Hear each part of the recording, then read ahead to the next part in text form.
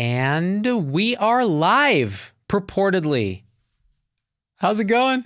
Come on. It's been a minute since I've gone live to YouTube, and I just felt like it. It's Monday. Who cares? It's a school day. It's the beginning of the week. It's like the middle of the day. It's like 12:30 Pacific, April 11th, the year of our Lord, 2022. Our Lord, zero COVID. Come on down. I see Laura and Eugen and Rebecca. Jessica Aragon's here. So we got the wokeness. Come on, people. Hey, check it out. So I'll talk about anything you guys want today because I just don't give an F. I'm in a good mood and I'm here to destroy it by taking comments on YouTube. So what do you guys think of the thumbnail? I pulled out my boy, Doc Vader. Eugen's already hit me with some money. Hey, you. Thank you. The super chat on YouTube. Look at this guy. He's adorable. A nurse back east made this for me. It's like full-on nerd stuff. Look, he doesn't even have an EHR and he's still mad. He just slashed the paper chart. That's how old school Vader is. June Black is in the house. Laura's in the house.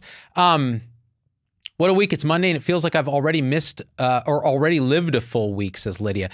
You know, time is such an amazing illusion. Like, you know, we did a show on the whole daylight savings time. Like, should we make it permanent? Should we keep standard time permanent?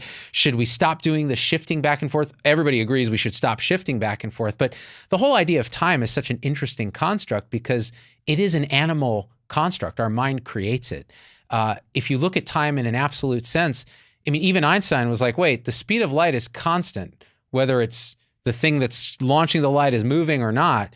So space and time bend around that. So in the end, I guess time is whatever we want it to be. Carol, doing my meditating and having so many feelings, it's painful. Dude, I'm with you.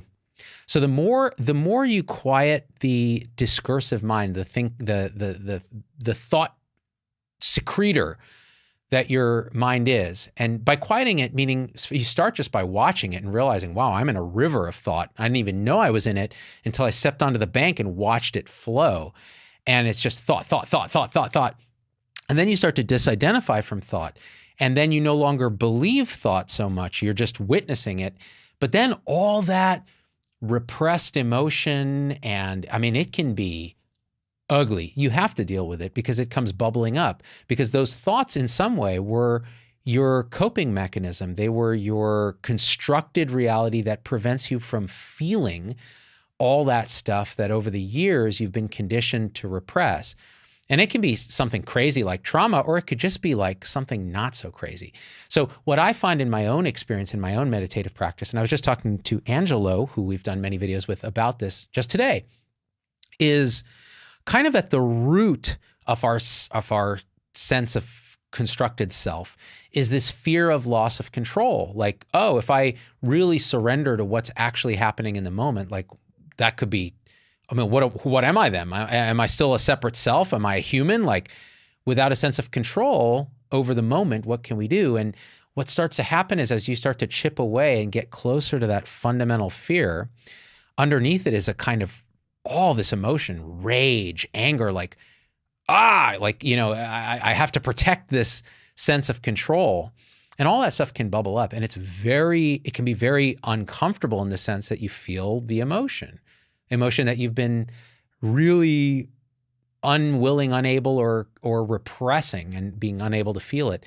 And you have to do it if you want to go through the whole awakening realization process. It's a crucial part of it. And actually, at some points, it becomes deeply satisfying, or at least, you know, like grief. Like you can feel grief in such a profound, like this just sorrow, and, you know, be crying and all that during meditation. If you think meditation's a fun and easy, and, you know, your administrator's telling you, oh yeah, get some meditation on there and all your burnout will go away. Meditation is a plunge into your humanness, not an escape from it.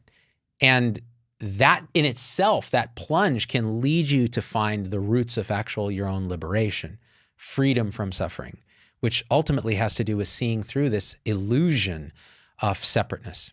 Let's look at some stuff here. Sam Hamouche, this COVID thing is killing me. Hey, you and me both, brother. As great as it was for pharmacy owners, I'm about as sick of dealing and treating people. Today is the first day back at the gym, Dude, so Sam, a few things to unpack with what you're saying. The first is we're all tired of COVID. It's a collective trauma that we're all sick of. But I'll say that as we start to wake up into spring and stuff, the masks have come off, even in the Bay Area here, where it's like, N95 outdoors baseline. People are taking their masks off and starting to wake up a bit. Now, it's a massive relief. Like our gym took away masks a few weeks ago, and at first, people were all sheepish, and now it's like I see old people in there not wearing masks. Now, the truth is, it's individual risk always. You have to decide what your risk tolerance is. And I'm, double vaccinated and boosted once. And even though I'm, approaching 49 this month, I have some clotting disorder, genetic clotting disorder.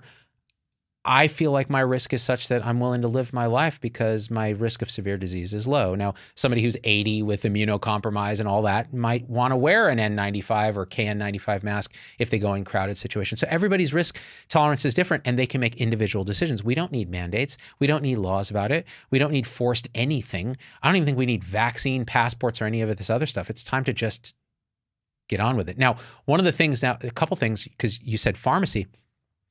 Think about all the frontline pharmacists who've got to give this fourth dose now that's now okayed by FDA for people over 50, that we're like, and the evidence for that is what exactly?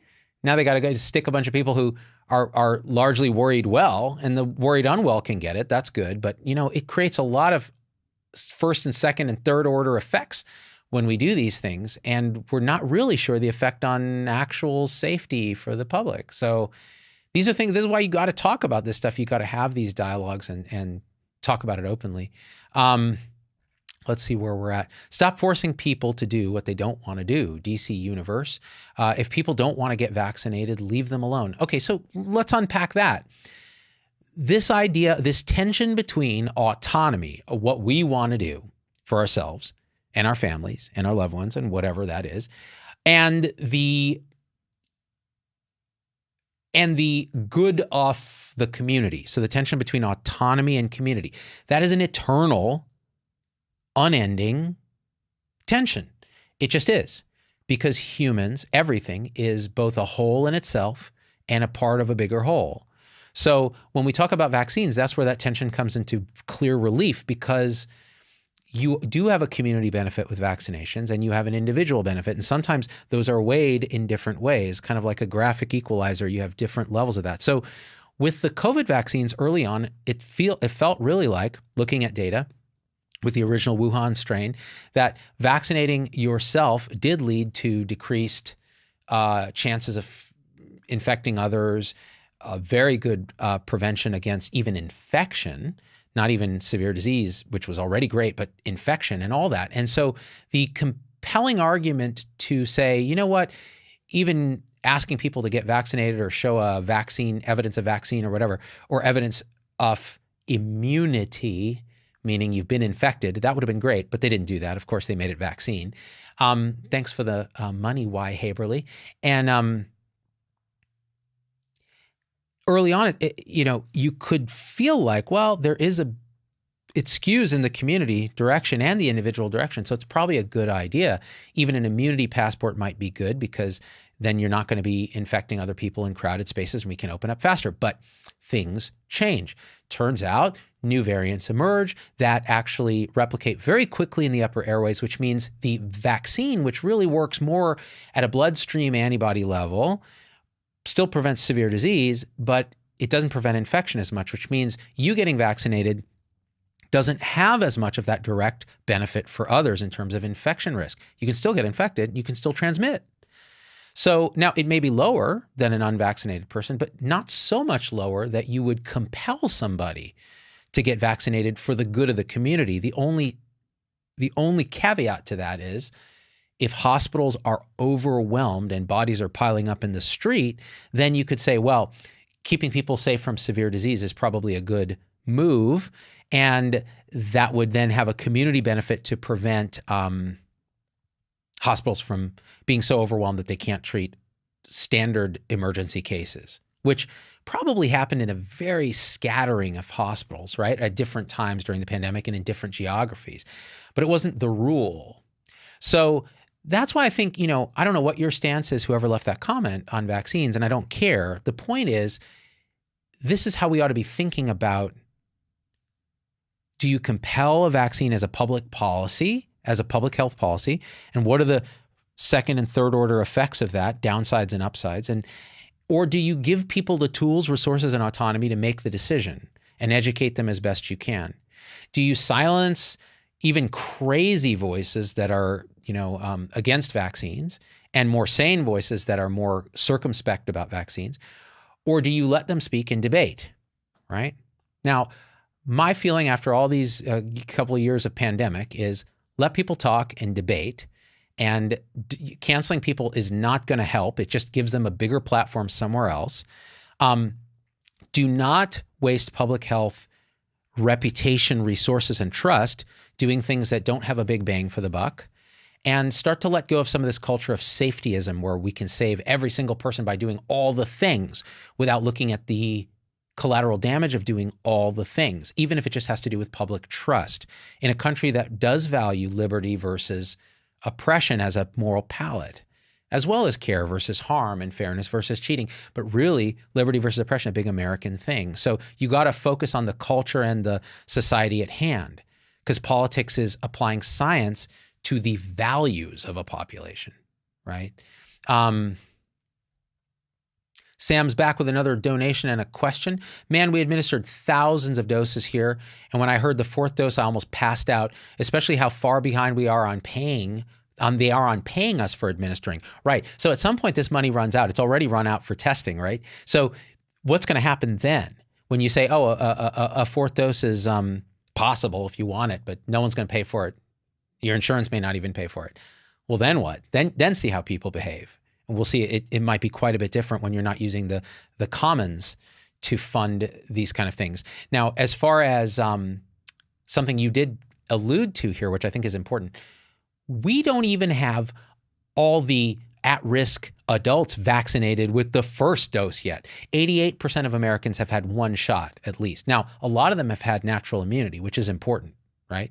Which again, by discounting that early on, you set up a lack of trust in the public that continues to this day. But eventually we'll get there. And the truth is, I think now we're at a point, and this can change on a dime, because you know this thing, every time I make a prediction, something new happens and you're like, oh, well, that's out the door. But where we stand now is we have this BA2 variant of Omicron, which is very contagious, even more so than Omicron, which is hard to do. But again, generally causes mild disease in people with reasonably intact immune systems. But just the sheer numbers of it means some people will get sick. But what we're seeing is probably we're doing so many at-home tests that we're not even counting how many people are really infected with this. A lot of them are asymptomatic or mildly symptomatic because a lot of them have immunity, either from previous infection or from vaccination in the United States. And so we're probably in the middle of a surge of BA2 that nobody knows about or, quite frankly, should care about, except on an individual level. If you're very high risk and you don't want to go in a crowd, then wear a mask. But if you're not, this is the point where we really may be at a case-demic where even if we measured them and there were tons of cases, it wouldn't really matter because look at the hospitals, right? ICUs aren't full. We're able to do our thing. It's like any respiratory virus now. And that's the transition to where we're starting to get endemic, right? We're going to pretty soon be able to say, you know what? Just don't even, what are we even measuring this for, right? Because all we care about is the outcome, which is lives. Now, we're going to approach 1 million deaths in the US. So, and remember early on, I was telling you, not early on, a few months ago, I was saying, well, look, the total at-risk population, if you believe an infection fatality rate of, 0.2 to 0.3, is somewhere around 1.5 million, 1.4, 1.5 million Americans are at risk to die with a virus with this degree of infection fatality rate, given our current state of treatments. Now, our treatments have gotten better, right? Paxlovid and all that. But we're already at 1 million. So you have to ask a question, well, did the infection fatality rate go down? And that's why we're only at 1 million? Or did our interventions have an effect? Vaccine, distancing, early on lockdowns, masks, did they have an effect? And the answer is it's probably all the things. Probably. But you'd have to look and see. I think vaccines definitely had an effect on severe disease. It's clear they had an effect on severe disease prevention. But numerically, how much does that translate into? I don't know.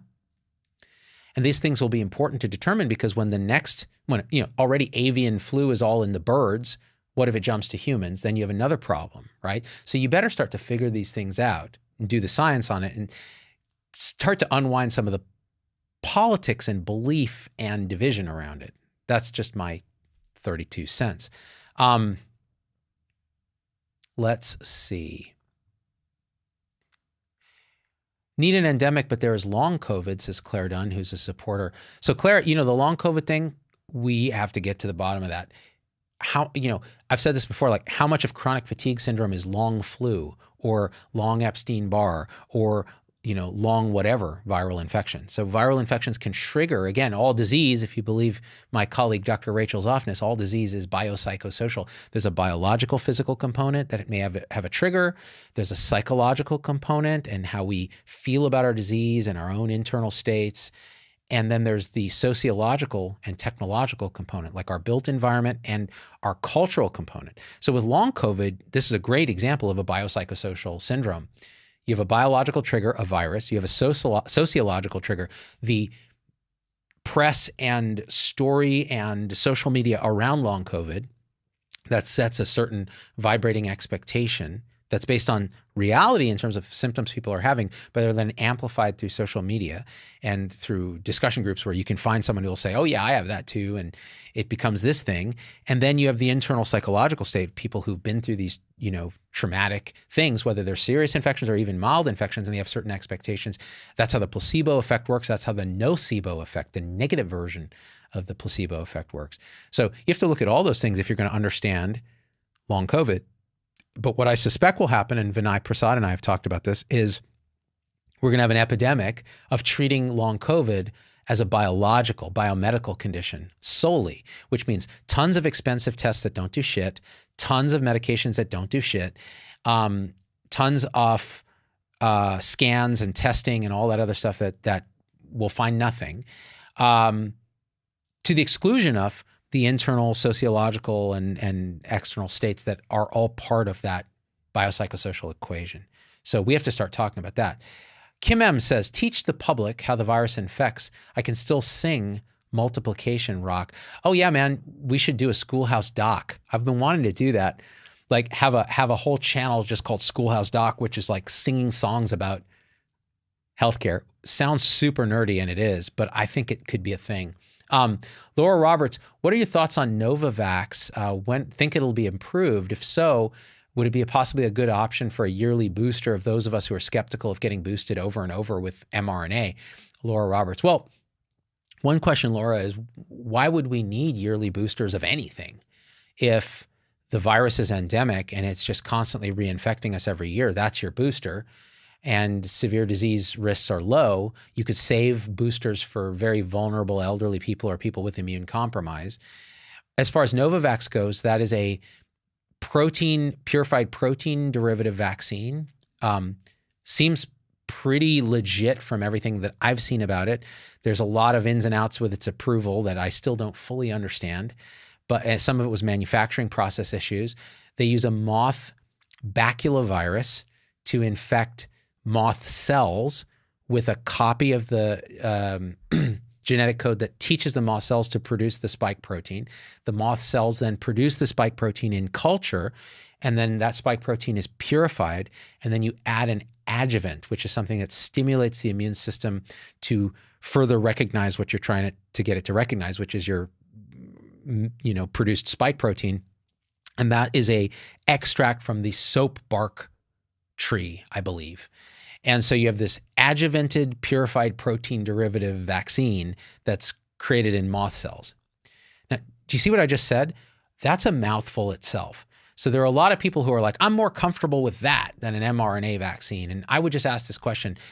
As a doctor, I would say, why? They're both making spike protein. They're just using different techniques. And even though one technique is a little bit more older, the Novavax, the mRNA vaccines time and again seem to be more effective in terms of both infection and severe disease prevention than different techniques like the adenovirus vector, et cetera.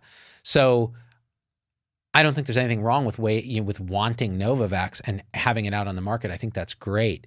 I'm not sure about yearly boosters with it, honestly. My question is, why aren't we updating the formula instead of boosting with the same wild type Wuhan strain again and again and again and again? It seems the whole point of the mRNA vaccines is that you can update them very quickly, actually. So that's my take. And I don't know where Novavax is on the approval spectrum yet. It's, I don't know. If you listen to Fauci, he'll say we have enough vaccines, right? I don't think you can ever have enough vaccines. Give people choice, and that, that 12% of Americans that still hasn't had a first dose might be more inclined to get it, right? Jen Fisher says, the thought of a vaccine created in moths gives me the ick. So everybody has their own disgust filter, right? Some people get disgusted with artificial messenger RNA. Some people get disgusted with moth. Some people get disgusted with inactivated live virus, that's been inactivated. So everybody's got their thing. Justice for the moths, June Black. Exactly. Lisa Goodman. Hey. Oh, you guys talking to each other. Rick Reynolds. As I asked, okay. So let's see. It's hard to get through these comments and see what's relevant to where we are. Let me scroll back. DC Universe seems a little opposed to vaccines. Is fluvoxamine being used for long-haul COVID yet, or are they politicizing that too? Shawnee J. So I'm in touch with Dr. Rearson, who's one of the principal investigators on the fluvoxamine stuff. And, it's a good drug, it seems, for preventing hospitalizations. Don't know much about long COVID and that drug.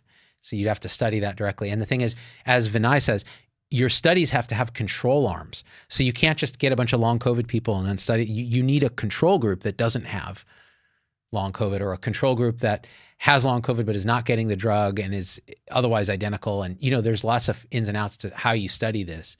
Speaking of studying things, and this will piss everyone off, so let's do it.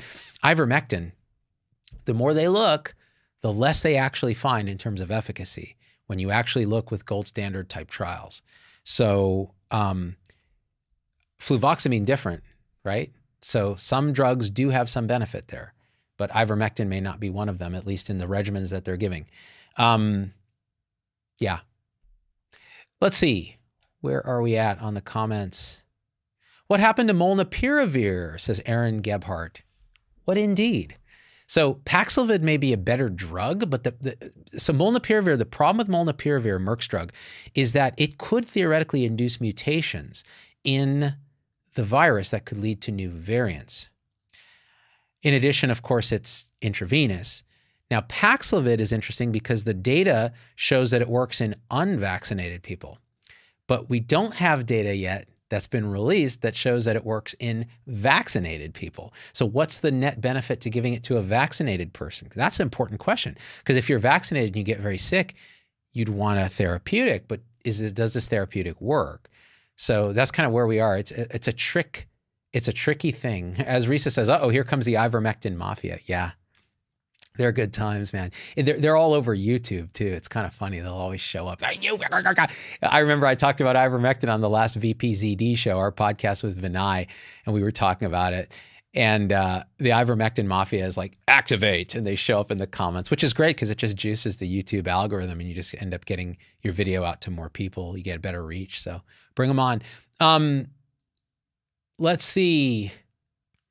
Y'all talking to each other in the comments, which is great. We got a lot of supporters in the comments. If you guys haven't joined our supporter tribe and you kind of like what we do, you should think about it. YouTube is a great place for it.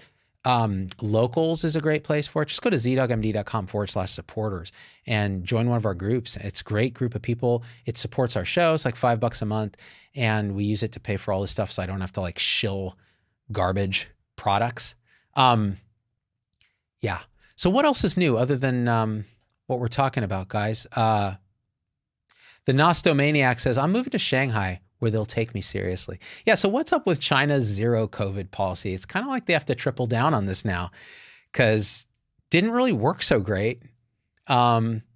Because when Omicron comes along, it's going to infect everybody eventually. So you just got to be geared up for endemicity eventually here, right? So we'll see what the Chinese are able to pull off. They're probably not being honest about their statistics because they're like, we have this many cases and 0 deaths. It's like, yeah, I'm not sure about that, Ace, because Hong Kong did not do well. And here's why Hong Kong didn't do well. They had a zero COVID policy, fine and dandy. They can control their borders. That's great. We can't do that in the US, right? So we can't do it even in peacetime. So what happened in Hong Kong? Well, it turns out the elderly population in Hong Kong is suspicious of vaccines because some stuff happened in the past, et cetera, and they're just a suspicious lot. So they never got, and Sinovac, the Chinese vaccines, not all that great. And there wasn't that big of the mRNA vaccines uptake in China in the vulnerable population of elders. So what happened when Omicron showed up and they couldn't pull off zero COVID anymore? A shit ton of older Hong Kong residents died. Only 30-odd% of them were vaccinated. So that's a way with public policy to screw up major. Make it a zero COVID policy so that no one gets immunity. Don't really push the vaccines in the population that matters. And then when it fails, the population that's most vulnerable dies and hospitals were overwhelmed and bodies were piling up in the streets. So we can learn from all these things. Yeah, I feel for the people in that country, Rebecca Davis. Yeah, and now Shanghai and these places are going in lockdown, and it's a shit show, right? Let's see. Looking at some comments here. What do we got? It's about 500 people watching. Let me scroll back and see if I missed anything. It is the middle of the work week. Would love for a show on CMS mandates for long-term care, how these things hurt long-term care residents in the name of protecting them for their own good. Tossing one back into isolation, recovered and vaxxed after LOA to bury her son. Oh, man. So Moni Kalin, any regulations of these industries have their second and third order effects that are kind of a mess. Like we thought we were doing the right thing when we said, isolate our old people from young people, no visitors, et cetera, early in the pandemic. And it turns out probably a bunch of people died because they just gave up hope because they were so isolated, And if they didn't, they left loved ones who are scarred because they weren't there. So you really have to look at the area under the curve holistically in these things rather than acting from just pure fear and panic. And the same goes with closing schools. The same goes with locking down businesses, masking children, these kind of things. You got to study it and actually see, are there actually untoward effects? Now, who knows, right? Because it hasn't been studied properly. And people, CDC will pull out some garbage study that, as Marty McCary says, like wouldn't pass a high school science fair, a grade school science fair project, in terms of the stuff. Which, by the way, Jack Jackerson says, don't look me in the eye down the camera. You don't like this? You don't like eye contact? I guess you don't like ASMR either. Maybe we shouldn't do ASMR because it's too much eye contact. I mean, eye contact is scary because you presume you're a separate little ego hiding behind your eyes, but when you make eye contact, you feel vulnerable, don't you? Mm-hmm. What if you weren't separate and what was looking at you through their eyes was the same thing looking out through your eyes, and you're just seeing yourself? Ooh.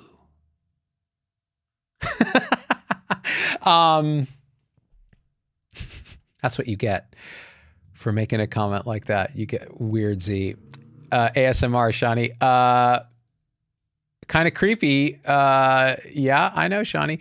Found you during COVID. Love your approach. Really enjoying your mental health, spiritual resiliency talks. You have directed me to resources and have done more for me than my counselor, says me, 58651. If you're asking me honestly, that's all I care about is that kind of thing, because all of this is woven into that, biopsychosocial, right? COVID is a biological thing that triggers psychological and social response, and there's a spiritual component to it all, which is, what are we when we come down to it? Now, that's that eye contact question. Like, what are we? Why is it that many of us, I'm included in this, are uncomfortable with eye contact? Why is it that I can make eye contact with a camera in a way that I would have trouble with a human being? Because the sense of the one that's making the eye contact, that separate me that sits behind my eyes and is fallible and easily judged and easily damaged and broken, right, is at risk when you're making eye contact with another separate being. But with a camera, actually what I find is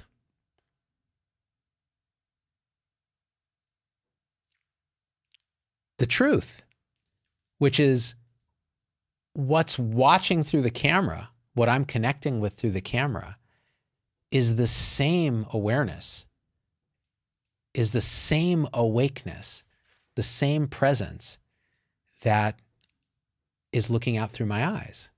It feels like one thing. It feels like connection. You could argue it feels like love.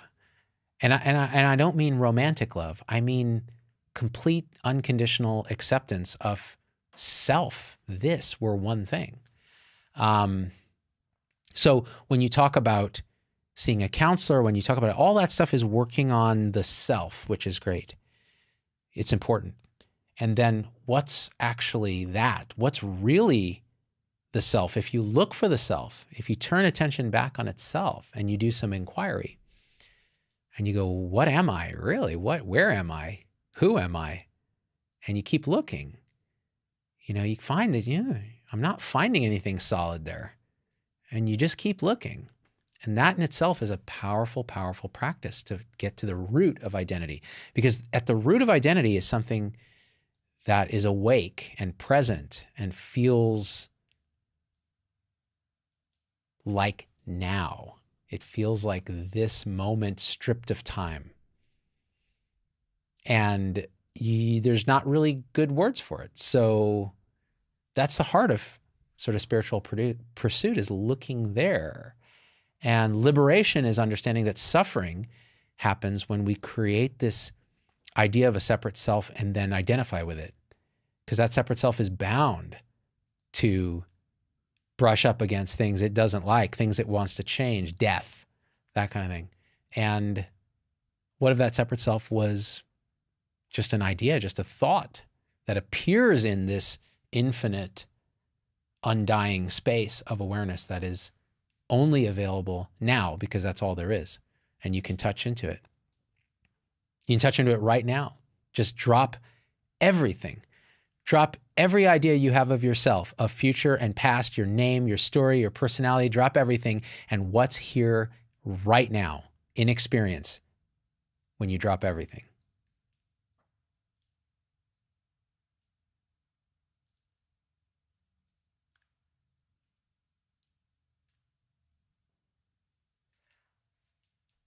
Lindsay Taylor just says, LOL. There you go. That's all you can do sometimes. Liz Will says, this is too dark for me. Is it? That's dark? That you might be infinite, undying, eternal love at your core? It's pretty dark. Bernardo Ramirez, talking to someone else. Ball boys, don't want people to realize I'm not actually a ball floating in deep space. Yeah. What you are is even more fantastic than that. Molly and Lydia is talking to somebody else. This is great. I love that you guys are having conversations. Do you do yoga, Shawnee J? No, the physical yoga, I have not really done much. I do a lot of meditation and inquiry. Those are my practice, my spiritual practice. Sometimes hours a day, sometimes 6 hours a day. Sometimes I go on retreats. And even then, it's a kind of a seeking and a kind of a striving and a kind of the ego trying to transcend itself. When you try to battle the ego, it's the ego that goes to battle with the ego. So ultimately, you do all that to do it. but it's a release, it's a surrender, it's a dropping into what is and letting all that go. And then you see clearly. And when you even touch into that, thank you, Rebecca. When you even touch into that, doubt disappears and you go, oh, that's what that is. That's what everyone's been looking for. It's right there. And the mind comes back and starts telling stories and so on. But you've touched it. A lot of us have. Many people out there who are watching are like, oh, I've experienced that in a flow state or in a life-threatening situation or out in nature. I've experienced that, right? Now, I'll say it's here always.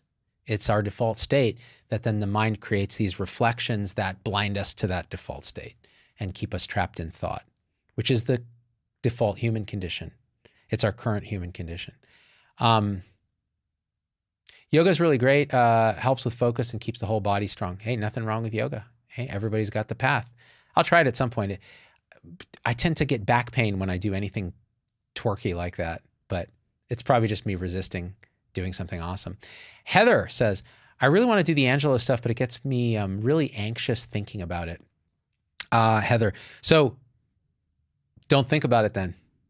Just maybe grab a chapter of his book, Awake, It's Your Turn, and just do one thing in the book.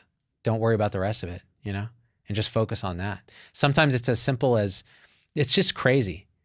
Some of the pointers are just direct. It's just, oh, you want relief of suffering. Anytime you want that, you know, there's thoughts going everywhere. You don't even know you're trapped in thought. Just stop for a second, drop everything and what's happening right now and experience in your senses. Come back to your senses. What's in the visual field? Just focus on that. And when thoughts come, okay, what's in the sound field? What are you hearing? Just focus on that.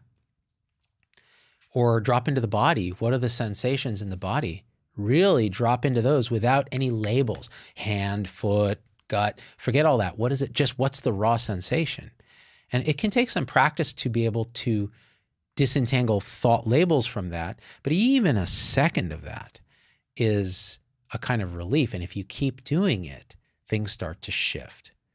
And, you know, the end result of that shift is a kind of liberation from suffering, which is, I think, what many of us want. We want to be happy in a fundamental way, right? Not in a, oh, I got a house and I got a car and all that, although those things are nice and sometimes are necessary to go through that sort of acquisition phase to feel what that is and then realize, wow, it didn't really bring me lasting anything, right?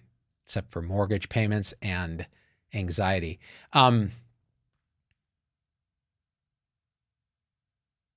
Let's see. Ball boys can do some twerking at yoga along with child's pose and downward dog. Okay, so here are the spinoffs, says Risa. Schoolhouse Doc, ZSMR. I like that. Twerky yoga. Did I miss anything? No, you got it all. And we can combine them all. So we could do ZSMR yoga where we're twerking while getting tingles. Getting tingles. I'd comb my hair for you, but I don't have any hair. And then we'll teach you about medical stuff for kids. Molly Cipriani. There's a series of children's books that teaches young kids about mindfulness. I bought them for my grandkids. They're fabulous. Yeah, I've seen some of those books. They're great. Dude, my kids ask me about that stuff, and the minute I start talking, they're like, oh, here we go, guru mode. That's my kids tell me. And I'm like, you are not ready.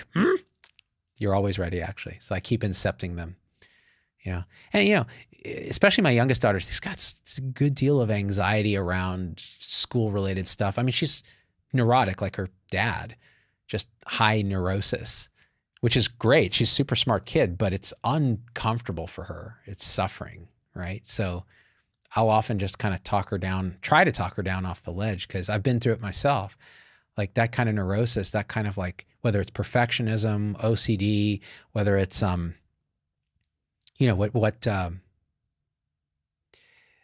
the mind does when you're trapped in thought all day and thought is real to you. Like your projection of yourself is real to you. It's uncomfortable. Lindsay says, I started yoga with a boho beautiful. It's amazing. Hey, man, that's great. Ogre says, people are crazy. Just let them be. They're crazy. This is the thing. Okay, this is a good point from the spiritual happiness angle. Surrender to what is actually a crucial thing. And introspection and feeling what you are is important. Instead of trying to change other people, because you cannot. You might think you can, but that's the false sense of control of a false separate self trying to control the environment. In reality, you're not pushing and pulling on anything because it's all one thing. The minute you realize this is a perfect orchestration, reality is just realitying all over, you drop into flow. And what's interesting is your own actions become much more proactive and in the moment than reactive and trapped in time. It just happens that way. But it requires a kind of surrender, which means a lack of sense of control. And that sense of control is defended by fear and rage when you get close to it. Which is why sometimes when I meditate a lot, which I've been doing, I'll suddenly just be violently angry. I mean, violent not meaning I'm going to hurt anyone, but violently meaning I feel just rage. And it could be for something completely stupid, like dropping the kids off at school and somebody cuts you off and you're just like, what? Just pure anger. And the root of that anger is ultimately you've been unrepressing it a bit because it's guarding helplessness, surrender at the core. And when you let that go, you realize, oh, it's just this happening perfectly in the now moment, and it's perfect. There's nothing to do. And that's death. That's the death of the separate self. That's the death of the ego. It's a kind of death. And you will fight tooth and nail emotionally. That energy will fight to protect that. So that's okay. That's normal. That's wonderful. Enjoy the ride.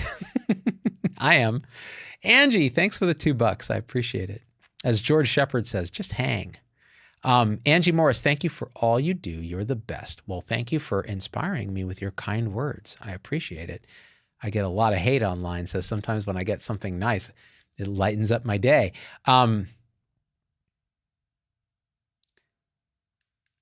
One thing I should tell you guys. So Twitter.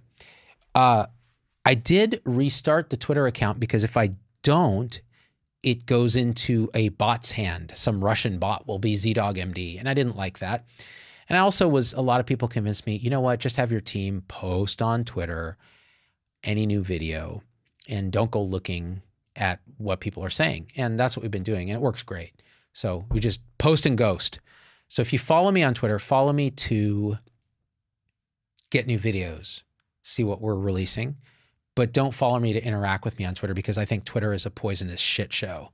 So I don't actually like to interact there. Even the wonderful comments and stuff, that's nice, but I'm not going to engage because it just is set up for someone like me who wants to talk in nuance and so on, set up to be misunderstood, or I'm going to get triggered and do something stupid because I'm reactive that way. And so it's better just not to be there, except to drop the, just pinch a log and flush it. That's it. Ashley, thanks for being a member for 29 months. Thanks for this awesome stream during the middle of the day. Really enjoying this and needed this too. Sometimes you just got to go when you feel like going live. I felt like going live. What's up, Maestro Sign Sprinting? What's up with you? I was told there would be Jello wrestling with Vinay, Jason G. Well, you just got to keep tuning in until the wrestling happens. When the universe is ready to have us Jello wrestle, it's just the universe wrestling itself. I use Twitter for video games and anime news. Ball boys, you know how to use Twitter. That's the correct answer. That's perfect. All right, guys, I think we did a thing. I'm not sure what it was, but I had a good time. We talked about COVID. We talked about spirituality. Any other questions before I go? Anything you want me to hit up? Because the feed is open right now for your questions. As Kathy H says, it's you looking at me, looking at you. That's right. It's all awareness. Yeah, I think we're good. Lisa Goodman says, is talking to Risa. Twitter algorithm, Matthew, bunch of unstable, anxious, angry people. Yeah, I know. Okay, good question. Jonathan Lopez, when will the pandemic end? When we say it's over, sociologically speaking. Biologically, the virus is there for good, right? So I say you and me together, all of us, decide that it's over and we can make our individual decisions on how we stay healthy in terms of masking, not masking, 17th booster, not 17th booster, travel, don't travel, all that for ourselves and our family. And ain't nobody need to tell us what to do. And I think we're good until something changes, and then we'll let you know. We'll know about it, right? That's just being present for what is. And right now, it's a beautiful spring that's starting to come online. I think we should try to enjoy it. Watch out with that news. It'll depress you with Ukraine and all that. Just kind of mind yourself as best you can, and the world will be an epiphenomenon of you.